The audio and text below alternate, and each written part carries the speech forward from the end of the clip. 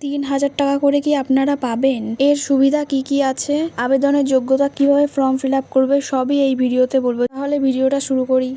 মোদী সরকারের যুব শক্তি ভরসা কার্ড ২০২৬। এই প্রকল্পটি মূলত নির্বাচনী ইশতেহারের একটি অংশ ছিল, যা এখন বাস্তবায়ন হওয়ার পথে। ১ নম্বর, প্রথম সুবিধা ও লক্ষ্য। ভাতার পরিমাণ। এই কার্ডের মাধ্যমে বেকার যুবক ও যুবতীদের মাসে ৩,০০০ টাকা করে আর্থিক সাহায্য দেওয়া হবে। লক্ষ্য, চাকরি খোঁজার সময় বেকারদের আর্থিক চাপ কমানো এবং দক্ষতা বৃদ্ধির জন্য সহায়তা করা। আবেদনের যোগ্যতা। আবেদনকারী অবশ্যই ভারতীয় নাগরিক হতে হবে।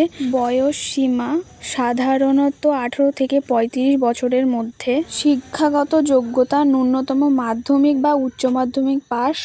আবেদনকারীকে বর্তমানে বেকার থাকতে হবে। ফর্ম ফিল আপ করার প্রতিক্রিয়া ও লিঙ্ক। বর্তমানে কেন্দ্রীয় সরকারের যাবতীয় প্রকল্পের তথ্য মাই স্কিম পোর্টালে পাওয়া যায়। তবে যুব শক্তি কার্ডের জন্য নির্দিষ্ট পোর্টাল নির্বাচনের পর ঘোষণা করা হয়।